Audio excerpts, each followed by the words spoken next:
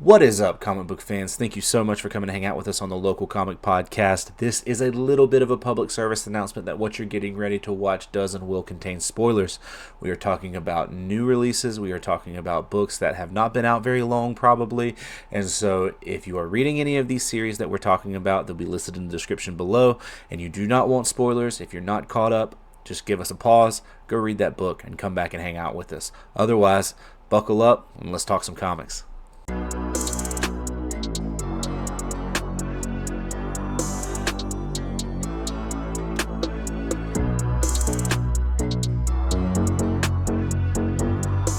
What is up, comic book fans, and thank you again for coming back to the Local Comic Podcast. We are back and so happy to finally be back after a extended hiatus, thanks to the holidays and some technical difficulties by yours truly. So for anybody who's following us on Instagram, you'll know that in the last episode, episode 3, where we were supposed to be covering Absolute Batman number 3, which was a long episode too, we ended up recording the whole episode, and I messed up some audio settings for my guy Rebel over here, and I'm pretty sure I'm going to have to pay for that at some point. I'm still winded from all the talking I did, which is probably for the best that it didn't get recorded. It was pretty frustrating because I didn't even realize it until I think I texted you that night when I was trying to get it posted up to get loaded up on YouTube the next morning, and ended up doing the replay of it and was like, oh no. I was like, please let it be like 30 seconds. Just let it be like a 30-second dip. And I was like fast forwarding, just hoping to hear your voice at some point. And it never happened. So I blew it. You blew it! So yeah, that's my that's my bad. So apologies to anyone who was looking out for that episode. The good thing is we will be covering that book today, just in probably a more abridged version because we have a lot to cover today. But before we get started, as always, we got me, your boy, Trek Wars, Travie, whatever you want to call me, and as always, we got Phil, aka Rebel Recess. How you been, man? Did you have a good holiday? Yeah, I'm still recovering from the holidays. We go back to school tomorrow. Maybe not, though, because a little ice coming down, a little wet rain, might freeze, might have a delay or something tomorrow. I'm really hoping they cancel my kid's school tomorrow. I've been on break long enough, but who doesn't need another day? But our holidays was great. What about yours? It was good, man. I got some, got to hang out with the family. Got a lot of time off. My big time off is always at the end of the year, and got some cool stuff. Not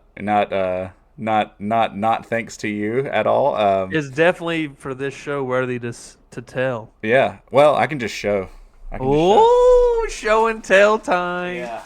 Okay, so apparently my wife did some recon work and reached out to your boy over there, Mr. Rebel Recess, and was trying to find some interesting gifts for Christmas as far as, comic-related gifts. And it kind of knew it right away when I found out what it was, where they got the idea from, because I told my wife, I was like, there's only like one other person on the planet who knows my Grail list, really, at least these books.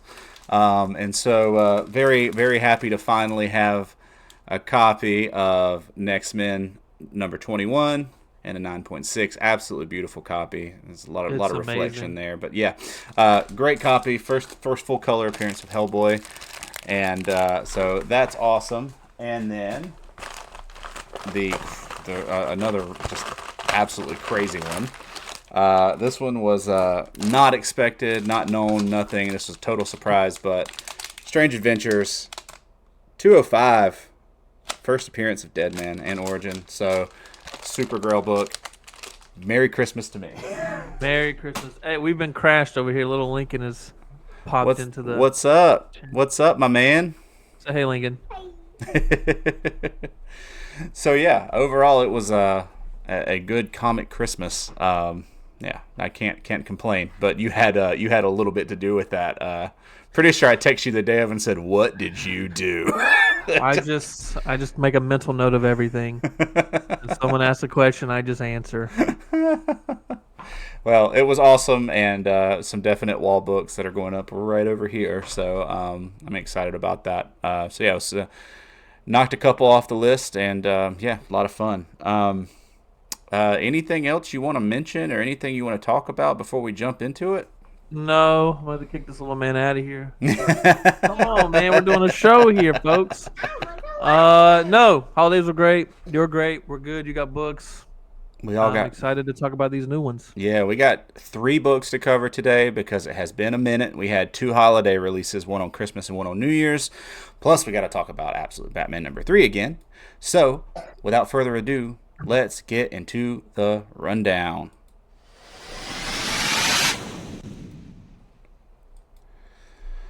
All right. So, we had a massively long philosophical discussion about this book on the last episode that will not go nearly as deep or nearly as long, but I still want to make the point that we made because the end of this book was kind of a I don't want to call it a head scratcher, but maybe like put you kind of an existential crisis kind of thing. And so I'll before we get to that, I'll let you kind of do your quick recap on kind of what happened and how you felt about it and where you think we're going from here. So take it away, my man. Yeah, so after my big long speech that I had that didn't make it to the cutting room floor, I basically got this is the director's cut, which is very short director's cut. But yeah, so Batman, I'm gonna do a little quick rundown of what we got and lead to that very tumultuous ending of Batman 3. But basically, Batman 3 was we started back off with the ending of 2, where we see that Catwoman, Selena Kyle, is caught up. So Bruce and they're going to start this issue just a night on the town. They go exploring. You get to see a little bit of their fun interaction with each other, and then it kind of pops on over to where Batman was left off in issue 2 with him and Alfred escaping in that dump truck, the dump mobile, baby. And they're just blasting through Gotham trying to escape. And at the same time, Alfred's trying to convince Bruce that he should make a deal with the party animals. He thinks it's Roman, the Black Mask, basically, is who's running the party animals. And he's trying to tell him, like, hey, make a deal. If you make a deal, you can get all the things you need to be Batman, basically, and I can get out of here and go chase that billionaire I've been chasing. So we have a little fun banter back and forth. From that point forward, they leave each other, and I guess it leaves us debating whether he's going to take his advice or not. Bruce obviously goes and meets up with his pal Enigma because he had the mask from that previous issue, trying to find out how the party animals work, trying to get some advice there. And you kind of start getting these little nuggets of like, maybe I should make a deal because Enigma's trying to tell him to let it go. And you can tell Bruce is kind of like battling with that. And then another part of the story, we have Harvey Bullock goes to meet Roman, aka the Black Mask, and he's obviously supporting Commissioner Gordon to be mayor. But it seems like he's going to be bought, Harvey, by the Black Mask, because we later see that Harvey is supporting, and I think we decided it was Hamilton Hill for mayor. Yeah. So basically, we went from the fact that we can see that the Black Mask has power. Roman, aka Roman, he's not only does he have the financial power because now he's buying the mayor basically, but also we see him in a little fight with a guy like double his size, and he beats him down. So he's a force to be reckoned with, obviously. And then before we get back to the Bruce, or it might be Bruce and Selena stuff might pop back up. They're just having a little more fun banter at a movie theater. They went to see a movie, which I think is a tie back to they're watching Zorro. Yeah. A tie back to Frank Miller's Batman origin type deal, like they were watching Zorro when his parents were faithfully taken from him that night. And then the little young group of like the Killer Croc and the Riddler and Harvey and them being younger show up. They did make the note of, is this black and white? Because it was a black and white film. But I think that was more to as the reader, you can see these decisions that Bruce is going to have to make. Is there that gray area, or is everything just black and white? And then Bruce at the end goes to his mother, basically says get out of town, stuff's getting crazy, and then his mom makes things worse because she says she's going to run for mayor now. So whatever decision he might have made, we can see that may sway him a little bit, because once he leaves his mother, we see that Bruce, he's in the full uniform, right? He's got the mask off, the cowl off, I believe, but he's sitting and he's having a little FaceTime with the Black Mask basically agreeing to take his money, um, to leave him alone, to let him do his thing. And he's like, hey, I'll give you the money, you can be the Batman you want to be.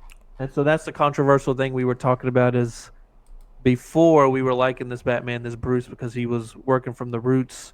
He was building the city with his bare hands. He's not the billionaire. He's a very intelligent person, but he's not the one Bruce Wayne that we come to know. And now it's as if he is going to become that person possibly because now he's going to get all this money, but the way he gets it is also kind of dirty. And so we were speculating on, is he going to turn it back around on the Black Mask? Is he actually going to use this stuff to build his bat cave and all that stuff? And we argued back and forth, I remember. And I think we didn't like it, and I still don't think I like it. But then I talked myself into liking it if he did. So I don't know where I'm at right now. I'm just ready for issue 4. Yeah. But that was the big conclusion to Absolute Batman 3. Well, I there's a couple interesting things there. There's one of them is I was trying to think about it, and I think the interesting thing about the offer is that in any other universe that isn't the Absolute universe, Bruce would have scoffed at that. Right. Right? Like he would have never, but he also would have never had, the need or the desire Right. or anything to, like, money's nothing, right? So, but money is very much a something that maybe he doesn't care about, but from the aspect of his overall mission as Batman could change everything for him. But like I said, I don't know if we're convinced he's going to turn that on Roman, or if he's going to ultimately just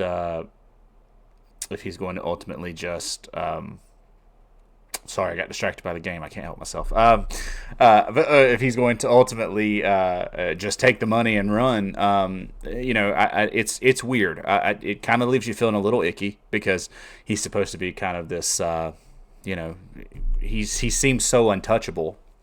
But he's the guy who doesn't kill. He's got Right. the moral code, so it's kind of even though this ain't on that level, he's kind of breaking the moral code that we usually know him to have. Right. Which, should we expect that? Maybe. I mean, this is the whole point of this universe, or at least this is the basis of this universe. So maybe it's something that we should be expecting or ready for, but it still doesn't change. Like it's very hard. I think I saw somebody comment on Absolute Superman, and even though I disagreed with the comment, I thought it was an interesting thing. Someone said, if this series was about another character, this would be one of the best series out. And I was like, well, that's kind of dumb because it's a great series. It's dumb. But Yeah. they're literally just rebuilding these characters from the ground up, and they're changing like super important details. And so, it's part of it is on the reader. I've kind of thought about this for the last couple of weeks. Like, part of it's on the reader to kind of like check what you think at the door, and kind of be like, well, normal Bruce wouldn't do this, but this sure as heck ain't normal Bruce, So, I don't love it, but I do hope I hope in some way he turns it around, and if not, who knows? Well, what I like is that we care. Like we're 3 issues in and we care. And do we care because we just love Batman? Do we care because it's a different version that we would not expect to happen? Or do we care because we've already fallen in love with this Batman so early on that that we care so early on that we don't want him to change the character we've had just in 2 issues. Right. So the fact that we care is important, I think, and is good for the story, obviously.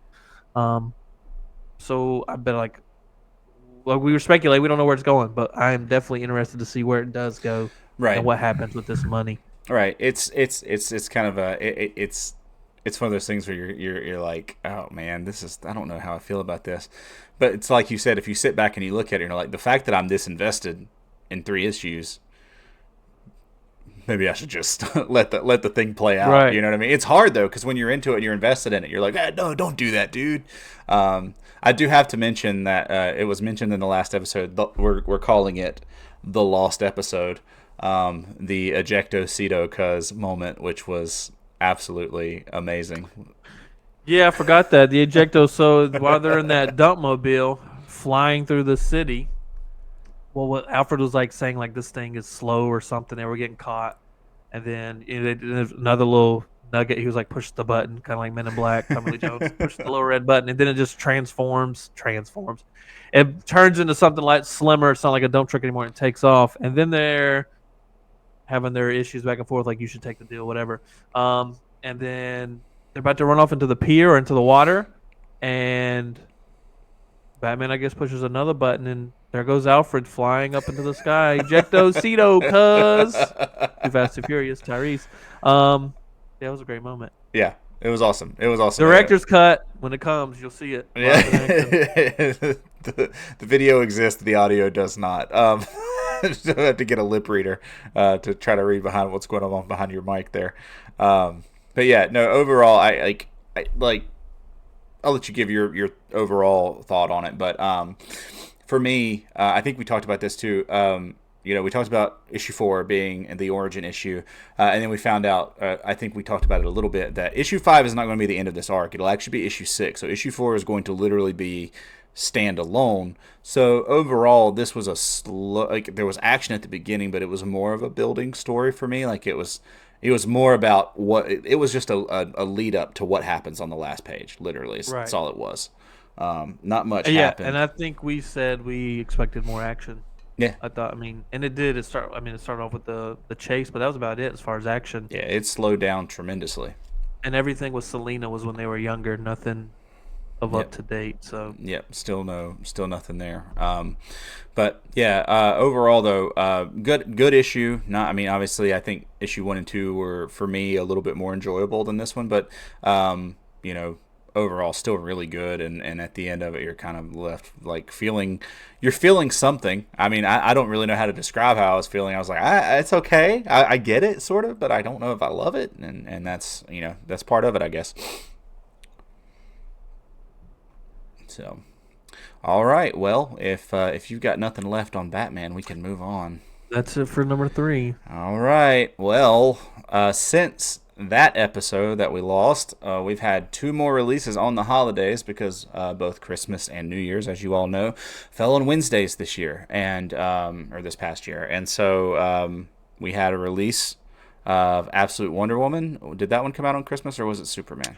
Yeah, that was the Christmas one. Okay, so Absolute Wonder Woman number 3 comes out on Christmas, and then Absolute Superman number 3 comes out on New Year's Day. And both love the covers on both of these. They're really, really, really cool looking. I'm going to start since Wonder Woman came out first. Since Wonder Woman came out first, I'm going to start with Wonder Woman. And this series is so good. It's so good. It's so much fun, and we're starting to see more. We finally got to see how Steve got out of hell. So that was cool. I'm glad he got out. Yeah, there was a cost. Yeah, it was a cost. There was a cost. So we start out picking up at the end of issue 2. There's very little jumping around so far in either of these stories, except for Absolute Superman, which seems to be kind of really slow burning and building something bigger. But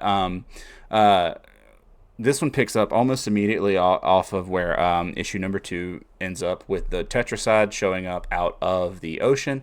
Big baddie, crazy big baddie, and it's a problem. So Wonder Woman kind of she takes the fight to it a little bit. Doesn't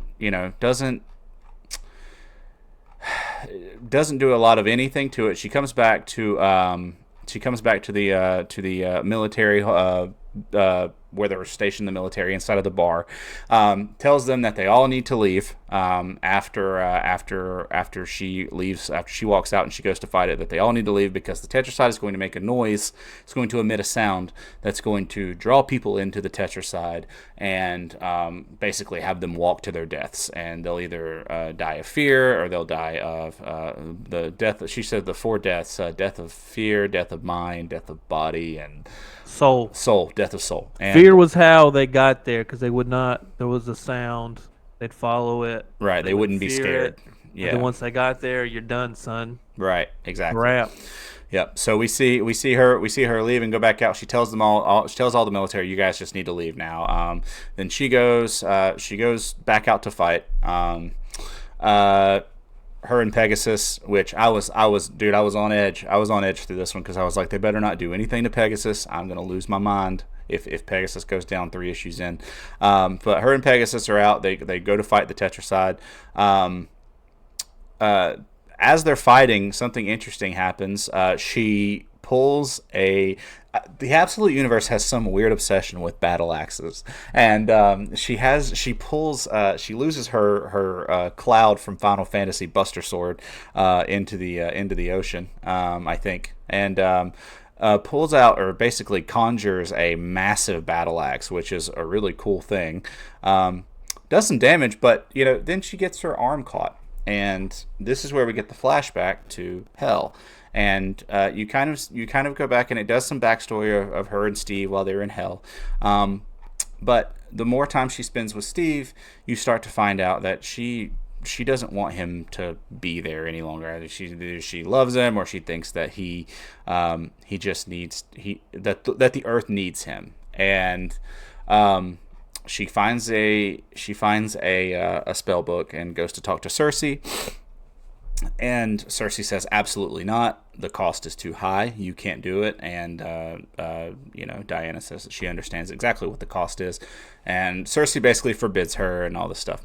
Come to find out, while Cersei's sleeping, Diana does the spell anyway. And while Cersei's sleeping, Diana has cut off the right arm, or the dominant arm of a great warrior, which is the worthy sacrifice to return someone from Hell to where they originally came from. So they go through with the spell, since she's already cut her arm off and everything, and Steve just magically reappears back in his home city.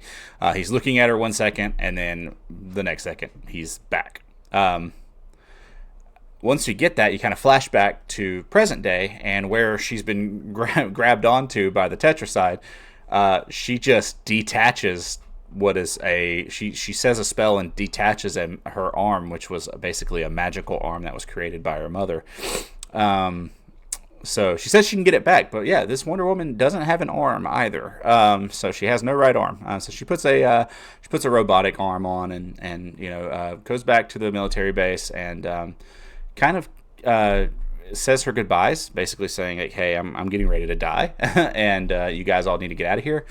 She runs into a girl named Barbara, whose last name is Minerva, Barbara Minerva, and they talk for a little bit, and Barbara knows about the Amazons, and Diana says, we will speak on this more, which I think is cool, because she's out here saying I'm gonna die, but she's like, nah, I'm not gonna die, I'm going back after it. Otherwise she wouldn't be saying that. But to kind of head to the end of the issue, we get Diana coming back to the Tetracide and trying to figure out what she's going to do. She kind of just thinks that, hey, she has no other path to try to beat this thing. And she comes up with an idea to cast a massive spell on the entire city. And basically it's a spell that will turn the entire... Is it the city, or it's got to be the city? She said she was broadcasting through the city, so I feel like it's just the city. Just the city, yeah. So yeah, oh yeah, here it is. Yeah, so she's I found it. Yeah, so in my notes here. So yeah, basically she's going to broadcast to the whole city that she's going to turn them all deaf, so that they can't hear the sound, so they will not be drawn to this monster. And she does this awesome explanation of like magic, and even the guy, the cameraman, was like, wow, that was a really good explanation of what she's doing. Like it's a pretty great little moment. And so she does this great explanation about the spell that she's getting ready to do, and then they broadcast it, and she says just put it on a loop for the city. And basically the end of the issue is just her slamming this bottle down, and this massive green spell going out all over the city. I'm not finding the words to do it justice, but all I can say is it was really, really cool. This whole issue was awesome. I mean, it's just been building. Every issue of this has been a ton of action with a little bit of backstory each time sprinkled in. And so, like, after issue 2, you and I both were like, so how did Steve get back? bam, issue 3, you're getting that answer. So it always seems like they know what you're going to ask, and then they're giving you the answer on the next one. The art is tremendous. I stopped and looked at the art a bunch of times. It is great. But see, my new question now is, and I don't know if you had this thought or anyone else did, but when she says this tetracide is going to deliver this sound and she's broadcasting to the city, I immediately thought, is this going to go like globally? Because then people are just going to drown because they're going to be fixated. People Yeah. are going to be coming from other countries. They're going to get stuck in the Atlantic or the Pacific Ocean, wherever Right. we at. Yeah, I'm trying to think of all this science of this stuff. Now my head is stuck on that. I'm like, how does this actually work? And then it ends though with her just making the city deaf. So maybe it's very limited to where the right. tetracide is located, I Yeah, guess. yeah. It's just it's a zip code thing. Yeah. It doesn't exist outside of Fleet. It's only got That's like why you should never use your location. Keep it secret at all times. yeah, just the Western Seaboard. Yeah. So yeah, it's but I love the issue. I thought it had some really good moments. I love the flashbacks. I have loved the flashbacks of her time in hell with Cersei and with Steve. That's been actually maybe more fun for me to read than even like the big action sequences and what's going on present days. I'm having a lot more fun figuring out who she is and how she's gotten here. But she does have it explains why her right arm looks so crazy leading up to now, and even on the cover you can see all the magic markings and everything on her arm. It looks kind of similar to this design here, honestly. Yeah, so maybe she's the original tribal chief. Yeah. It would fit. Yeah, it would fit. It would fit. Yeah, she's actually just Roman Reigns. But yeah, so no, it was a great issue. I find myself kind of echoing what a lot of people are saying, is that I wouldn't have picked this book to be the strongest absolute book right off the bat, but it has a case. Like after 3 issues, it's definitely the one that's been the most consistent. I think like Absolute Batman 1 and 2 were really, really, really good, and then 3 was kind of a breather, which is fine. That's going to happen in all books. Superman is very clearly doing something else. Like it's a different pace. Jason Aaron is taking his time with Superman, clearly, especially after this last issue. But Absolute Wonder Woman is it's doing a little bit of everything. Like it's doing well what Absolute Batman has done, and it's also doing well with what Absolute Superman has done. It's been kind of a nice combination of the two. Anything you want to add on Wonder Woman? No, I think that was well said. I'm excited for 4. Pegasus did survive, so we'll have more Pegasus hopefully. Yeah, no, I'm shutting the show down. If anything happens to Crypto or Pegasus, the show's done. We do not want our fictional creatures to be harmed, so please don't touch them whatsoever. All right. Well, so speaking of Crypto, what a segue, and animals. Absolute Superman number 3. So I'll say this right now. Everything I just said about Absolute Wonder Woman and about the action and everything, there was some good action in this book towards the end. But oh yes, there was. Oh man, it was so cool. I was like, I was sitting there with my wife as I was reading it, and like every frame, I kept turning the computer around and was like, "Babe, look at this. Babe, look at this. Hey, look at this." And I know she was like, "That's really cool." But so this one was my hands down favorite issue of this series so far. And it literally it checked all the boxes for me, and it had literally, there wasn't a single present day frame in this book, I don't think. I don't think so either. I don't recall one. Maybe at the end. Yeah. It said like current. It said current Kansas or something, whatever. Oh, that's right. That's right. Yeah, There was that at the end. end. There was the very end there. Yep, I completely. But everything was mostly in the past. Yeah. So Little boy cow. This one really fleshes out more of the class-based Krypton stuff. I know you're gonna have some feelings about this, because this one got you a little angry. I mean, it got me angry, but then, y'all, I used to talk. Laura, she's moving up the charts. If y'all could see this one panel of her with this, a volcano blaster. My It's gosh, she was so fantastic. awesome. So, uh, we'll start from the top.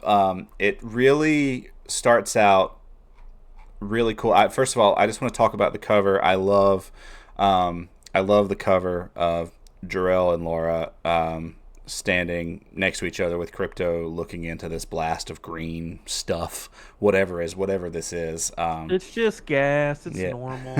That's what. Not a big Yeah, deal. yeah. There is some next level conspiracy theory stuff going on here too. I love it. So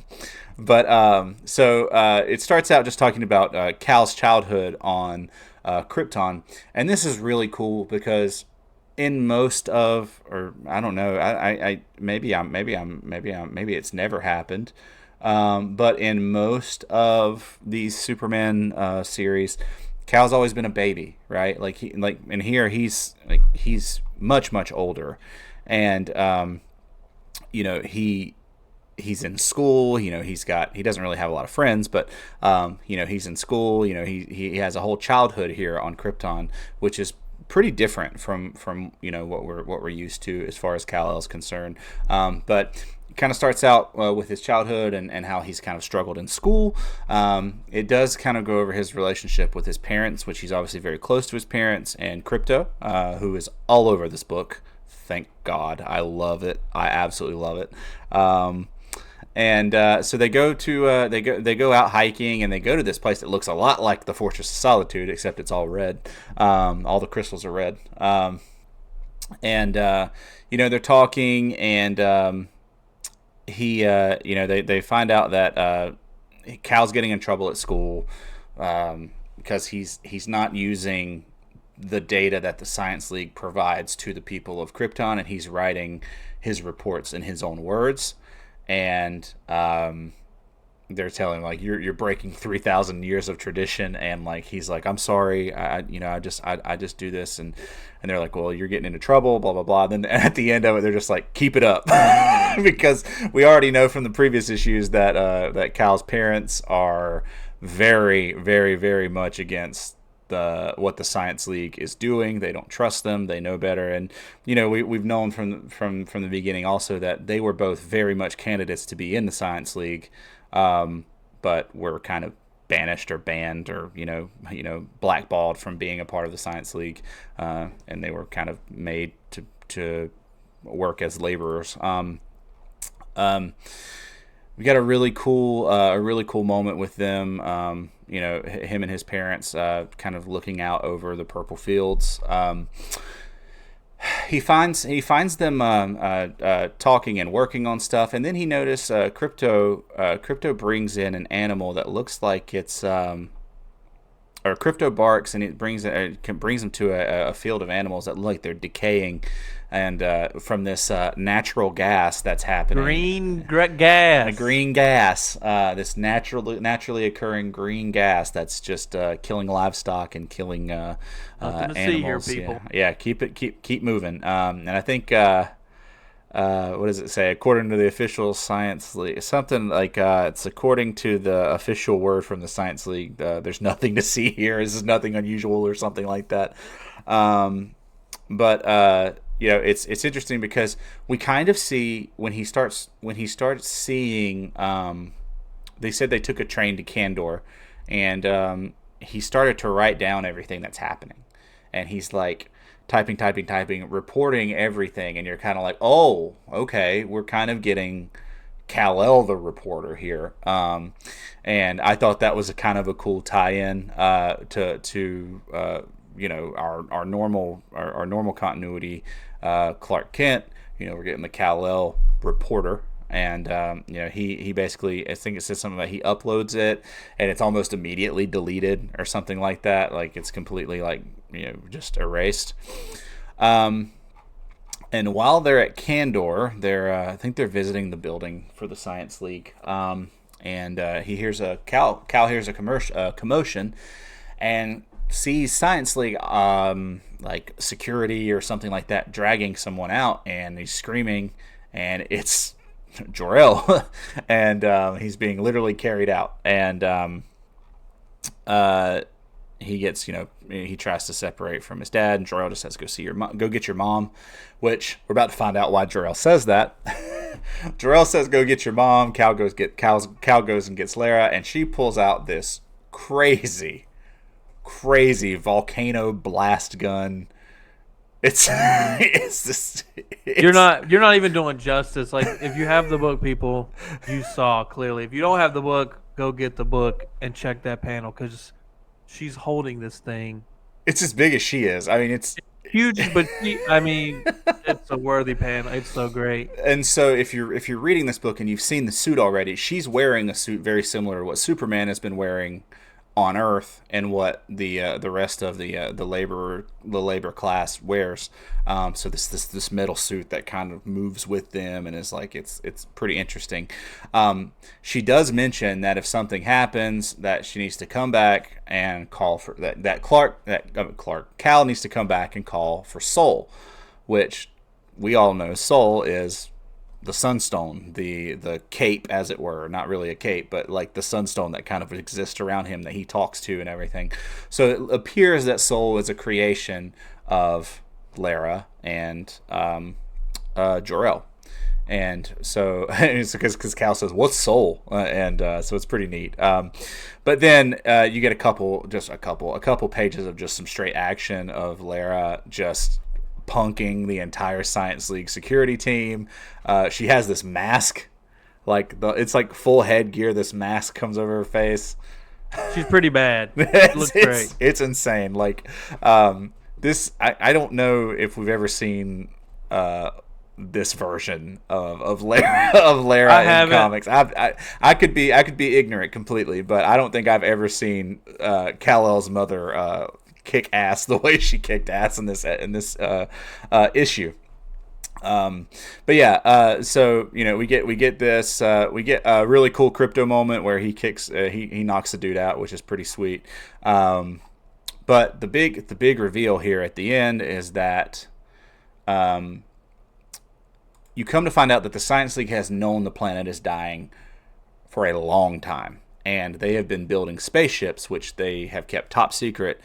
And not only have they built these spaceships, they've basically loaded the entire upper class into it, and they're gone. Like, upper class only. Yeah, they're gone. Like, they're not on the planet anymore. They left. Not even your women and children like Titanic. Yeah. Upper class. Right. And so you're like, I remember reading this and thinking, "Oh, you pieces of shit." Like, just so aggravated when I read this. I was like, what a bunch of, oh man, I was hot, and I was like, okay, so I'm starting to enjoy the slow burn of all this, because now we know, at least as of now, or what we can infer from what we've got so far, Cal is definitely not the last Kryptonian in this universe. Because if the entire Science League left, they're out there. There's going to be many Kryptonians. Not counting the bottle cities and stuff like that. But maybe Absolute Brainiac has something to do with that. But because he still had the bottle cities, I think, in the glimpse in one of the early episodes. So, but I think that was the biggest reveal for me, was that they'd known about it the whole time. They built ships and they're gone. Like they got straight out of Dodge. They haven't been on the planet. They don't say for how long, but they definitely haven't been there in a minute. And right. So they go back and come to find out that Lara and Jor-El are actually building their own ship, and they're going to slam as many people as possible. I think Cal says, "I know what you're going to do. You're going to ship me off into space by myself." And they were like, "Nope. We're taking you and everybody we can fit on this ship." And they built this massive ship, and it's a cool reveal of the ship. And then finally, the last panel, or the last couple panels that we see, it goes back into today, and you're in Kansas in Smallville Senior and Living, and you get these three medical employees or patient care employees for the senior living place saying something like she wants her son. She wants her son, and they said, "Have we tried contacting anybody close to her?" And they're like, "She doesn't have any." next of kin. She doesn't have anybody close to her, and she's never had any children. And it ends with her saying something like, "Fly to me, my angel," or something like that, and come back to where you belong, or something. And you see her wrist, and on her wrist it says M. Kent. So weird, super weird. Not sure if this Superman has been in contact or had, or even knows the Kents at this point, or what, or if we're getting some cross universe stuff. I don't know. That was a kind of a crazy last panel that kind of threw the whole thing for a loop for me. Yeah, we don't know who it could be or what the situation is, but I'm assuming, just like the other books, we'll find out next issue, I'm hoping. Yeah, they've in all 3 series they've resolved things very quickly. Right. It seems like, but that was a weird moment, because it kind of sent me into I was still like aggravated about the whole Science League thing, and I'm reading it, and I'm just like, I had to go back and reread that page a couple of times, because I was like, so maybe she does know Cal, or maybe they are associated in some way, Right. or maybe, I don't Well, know. because what's throwing you off is they're saying there's no kin, and there's not Right. like she would have raised him and he would not be a part of her life or Right. a record of it. So Right. it leads you to believe maybe she kept him secret. And that's, again, we've talked about this universe is flipping everything on us. Maybe Right. she left him in a dungeon or something. Right. I don't know. Yeah, I don't know. It was a very kind of wild last panel. Yeah. You got any other thoughts on this book? Well, like I just said, how they flip stuff on us, and you mentioned it. A couple things. I like that we get to see Cal as a boy on Krypton, because, like you said, he's always a baby, and that's all. Like, for the record, I've never been a huge Superman fan ever. Like, I've just despised Superman. I just couldn't connect with him. James Gunn's gonna save the day though.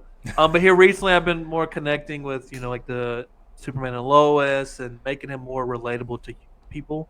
And like one thing I thought was like it makes it easy. He is a baby. He left his planet. He doesn't have any connection to that planet, really. Like, he Right. doesn't. So, but he has a connection to the Kents and the home. So anytime someone comes to challenge Earth, he's obviously going to save Earth. He doesn't care about Krypton, and not, from my experiences, what I know. Now that he's a boy and he has memories there, and he has his parents and stuff, if there was an issue that came later, I could see him wrestling with the fact, like, oh, and like you said, there was that part where he said, "This, it'll lead me here," and it was those purple fields or whatever. He cares about that place. So now, Yep. going forward, if there's an issue, it's not gonna be just so black and white to just say, "Hey, I'm picking Earth." Well, no, because he has memories on Krypton and he loves it there. So that's a new dynamic that I liked. And then obviously the other thing is, it's just like anything else in the movie. Get in the car, get away from the bad guy, go the other way, whatever. Superman's parents always send him off. I'm like, you ain't got a ship that y'all can all go together. And so now, for once, we're like, yes, they get to leave together. He finally did it after all these years. It makes sense. Like, leave together. Quit sending this baby into space by itself. So I loved it. It was my favorite of the 3 issues of all the 3s. This one has been like, what's a shocker, Superman. Yeah. I was really much into this episode because it just made me happy, and it's like things made sense. Yeah. I mean, you got the criminals. We knew that green gas was coming, and we knew they knew about it. Yeah. We knew they knew about it. I was when you find out about the ships, it's just like, it just fires you up, man. I knew it was coming. I knew they were doing this the whole time. So I very much loved this issue. Yeah, that was great. Yeah, it was so cool. And I, like you said, I do like the dynamic. I think this Kal-El is so interesting because he is very much that class-based thing, of him being a laborer and him hating oppressors versus the oppressed. Like, and it very much seems like, we always think of Superman on such a global scale. This Superman is not really that. I mean, like, at least in the first couple issues that we've seen, he's very much like local Superman. Like, he's not worried about tackling global threats. He's trying to help the oppressed people, Right. get out from under the heel of the upper class on Earth. Much in the way of Well, the way things were in Krypton. and that feeds into him being a boy and experiencing this stuff on Krypton, whereas the Superman we all typically know is the things he experienced on Earth. But now we got something that he carries with him that he learned there. So when he gets to Earth, he already has an idea and a plan of how he wants things to go. He's not learning from the Kents and all that stuff. Yeah. He knows these experiences. This Superman character, or this Kal-El, is extremely jaded. I mean, he is extremely different. You're always so used to, people always call him the Boy Scout, and yeah, he is the Boy Scout, right? Like he always thinks that there's good in people, and he always assumes the best in people, and he always has hope and everything. And this Kal is not that. He very much trusts very few people. It just doesn't. You don't have the same vibe here.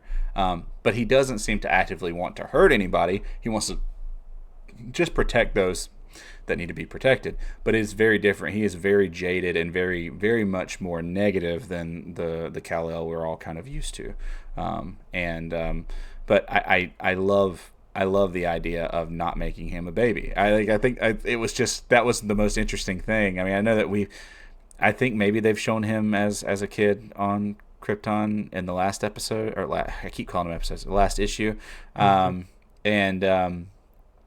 don't know if they did or not, but I am very happy they went that route here. And I know that Jason Aaron posted that he spent a lot of time writing this issue, and I think it shows. I think start to finish, this was the most well-written issue of the 3 that came out. I think that you can.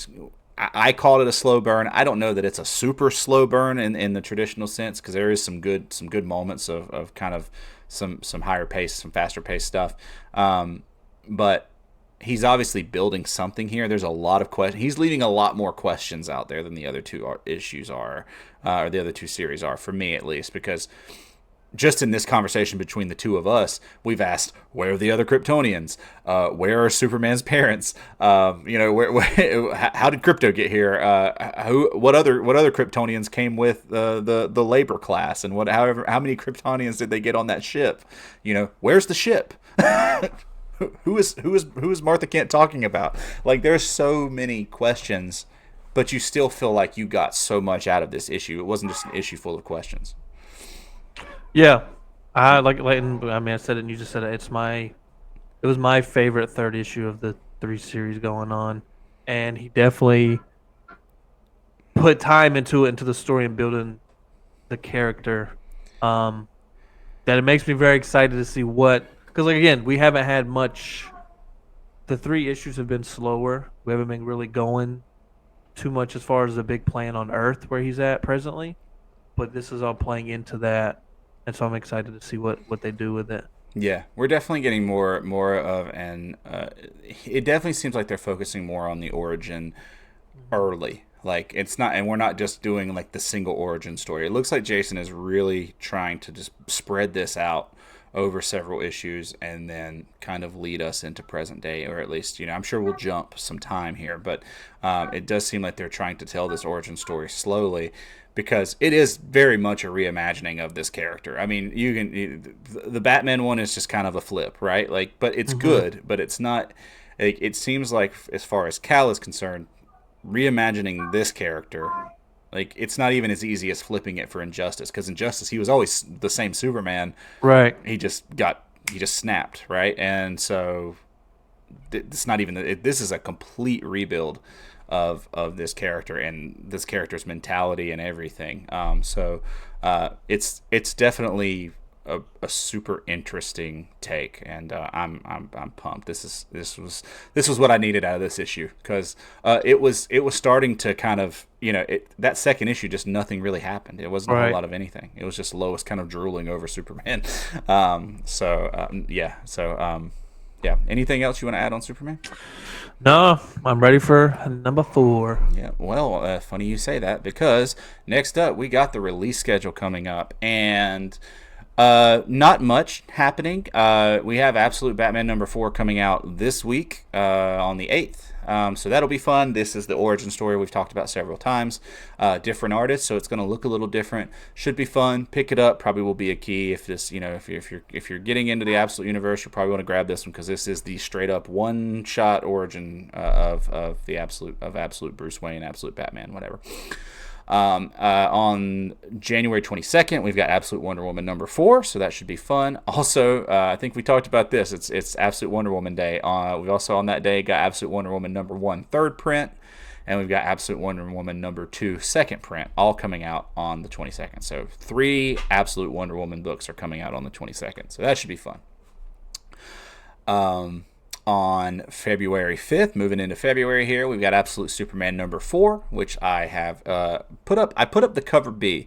The cover A is great, but the cover B is insanely good. So the cover B is right there on the slide here, and then after that, the following Wednesday, we have Absolute Batman #5. Which will come out on the 12th of February. I went ahead and included that as well, and that will bring us back into our present day storyline with Absolute Batman and the ongoing Party Animal saga. Be a great Valentine's Day gift. Yeah, there you go. Get it for your loved ones, if not yourself, or get it for your loved ones and take it for yourself. I got you something. Let me go read it. So yeah, that's it. Let me give you peace and quiet while I go read this book. Happy Valentine's Day. Love you. Oh man. So yeah, anything we got 2 Absolute Batman books, new Absolute Batman books dropping within the next month. Yeah, I'm excited. I'm excited for that one shot type deal, and then I got to see where the decision goes. It's keeping me up at night. I got to see what happens. Yeah, that's been the biggest thing. Is just like that's all I care about in that series right now. It's like what's going to happen with that? Yeah, everything has been hijacked by that decision. Yeah, for sure. What happens? For sure, yeah. So for me, obviously, Absolute Superman is I want more. I want more of like that last panel is just like I've got so many questions. So I want to know more about that Martha Kent thing. But yeah, so that's probably the one I'm looking forward to the most. Absolute Wonder Woman has just been a fun read. So it's going to be great. But kind of like with you, I mean that Bruce Wayne decision is kind of sticking with me, and then I want more. I want more of Absolute Krypton. So yeah. So all right. Well, without further ado, we're going to move on. Try to keep this episode as compact as we can since we had more reviews. 3 books. 3 books. That's a lot. Long. Well, this won't happen again as long as we don't have any more audio issues. So we did decide to cut the news a little short. So we're only going to cover a couple things today. So let's move on to our latest news.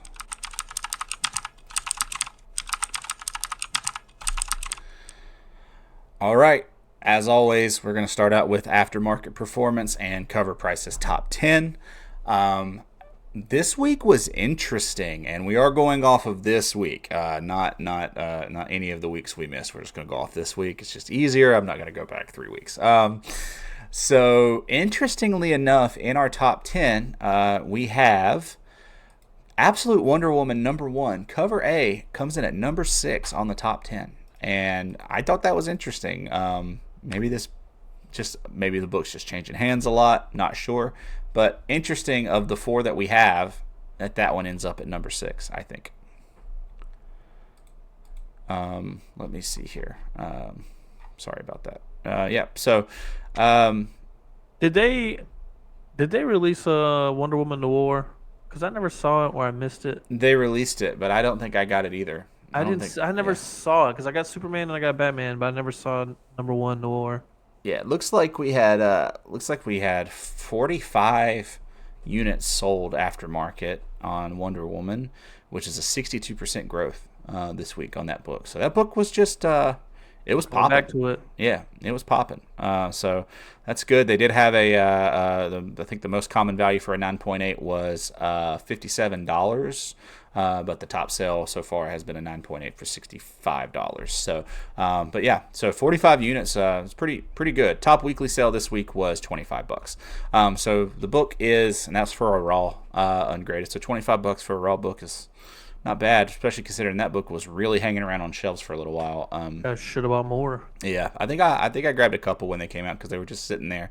Yeah. But yeah, it was one that was still kind of hanging out there. Like, Absolute Batman was pretty scarce, but and Absolute Superman was pretty scarce, but Wonder Woman was sitting around for a bit, and it looks like it's starting to get get its due a little bit. I still can't believe I got Absolute Batman later in the day.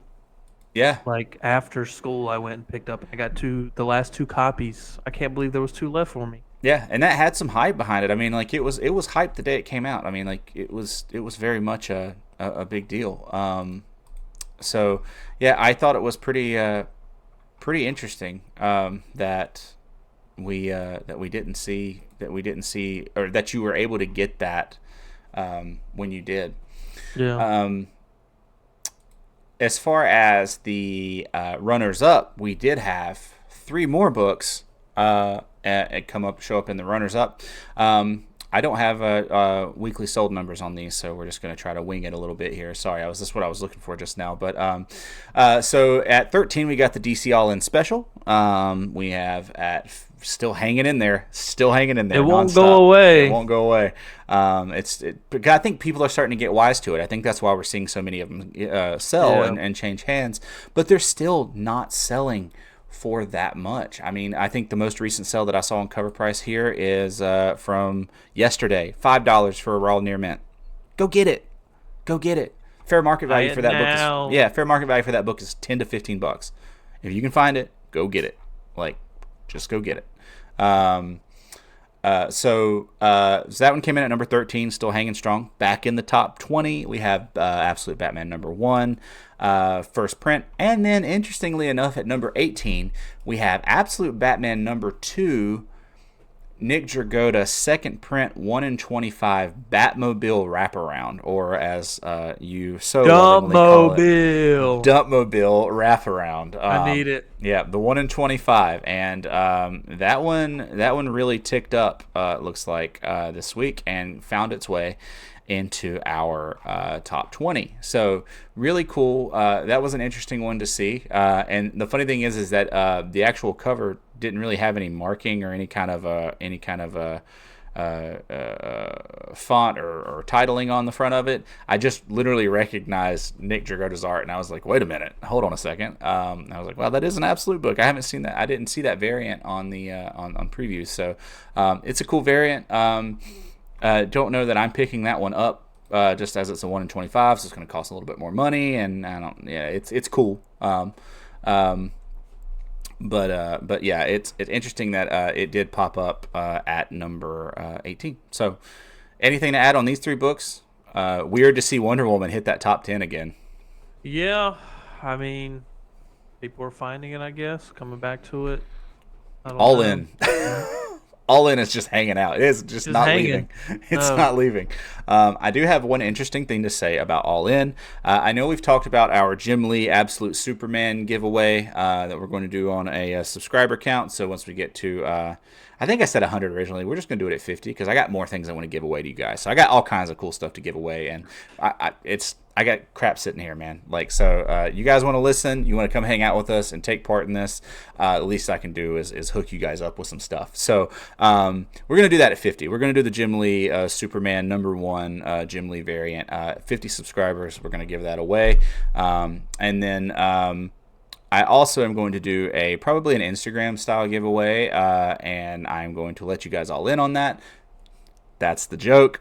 I'm going to let you guys all in on that because I am going to be receiving a copy of DC All In Special number 1 that we keep talking about, signed by the man himself, Scott Snyder, and we will be giving that away. So keep your eyes peeled to Instagram and at Trek Wars Comics, at Rebel Recess. There's going to be posts coming out, so we'll get that information out there once we get everything squared away for that. But we will be doing that very soon, so you guys can look forward to entering into that and maybe getting that DCL and special that you haven't bought yet for free, signed by the man. So yeah, so that's the exciting news on that one. So yeah, without further ado, we did keep one news slide from the lost episode, as we've been calling it. and that is talking about the March DC solicitations. The DC solicitations for March are here. They are just brimming with absolute titles. We've got Absolute Batman, obviously Superman and Wonder Woman still out there. But we do have editions of Absolute Flash, Absolute Martian Manhunter, and Absolute Green Lantern. I love the Absolute Green Lantern cover. I think when we talked about it last time, you were telling me you really love the look of Absolute Martian Manhunter and how like just starkly different it is from everything else. Yeah, I'm excited to see that art because I saw it and I sent it to you and I'm like, wow, this is tripping me out. Yeah. But I like it, so I'm definitely excited for that one. So there's a who's the guy that's doing the author that's doing Transformers right now?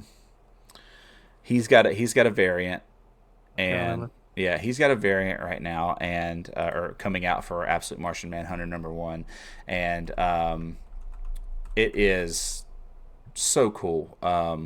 And I'm so excited. That's going to be one that I actually pick up regardless, as long as I don't kind of get boned, and miss it, right off the bat. But I think it's going to be one that I just have to pick up, honestly. Yeah. So Daniel Warren Johnson, that's his name. I knew it was 3 names. I think I mentioned though that even though they're giving Absolute Flash to Jeff Lemire, the way they're making Absolute Martian Manhunter look, it kind of made me be like, why don't they just give that one to Jeff Lemire? Because it looks like a Jeff Lemire book. But yeah, so a lot of stuff coming out in March. Those books are, I don't think they've hit FOC yet. So if you have the ability to get those pre-orders in, go ahead and get those pre-orders in for those books. Don't miss them, especially if some of them pop off. I feel kind of like Martian Manhunter might be the one that pops. It just seems to be very different. It seems to be something that's interesting. They're all interesting, but this one just seems to be a little bit odd compared to the rest of them. And it was the odd announcement. Nobody was surprised that they went Green Lantern and Flash. When they announced that they were going to do Absolute Martian Manhunter, I think everybody was kind of like, huh, okay, well, that's cool. Not totally unexpected, but maybe not the first one that a lot of people would have went with, and I'm glad they did it because I think it's going to turn out pretty cool. So yeah, any other than Martian Manhunter, anything you're looking for in particular? Is that probably the one you're most excited about? I mean, I'm definitely into all 3, but definitely to see this Martian Manhunter play out. And again, never been a big fan, but like this is pulling me in, so I'm excited. Yeah, I think Absolute Flash is going to be cool. I'm a big-time Green Lantern guy, so obviously Absolute Green Lantern is going to be a big one for me. But other than that, I'm excited for all of them. So we have managed to keep it right at an hour. I cannot believe we got 3 books in and the news all in an hour. And props out to you, my man, because couldn't have done this without you here. Ejectocito, cuz. So aside from the Panthers winning the Super Bowl next year, do you have anything to add or anything fun coming up? Man, after his performance today, people are going to be going crazy high expectations. I just want to make the playoffs. I got nothing else to add. Hope everyone enjoys their new year. Read some books. Find something that brings joy and enjoy it.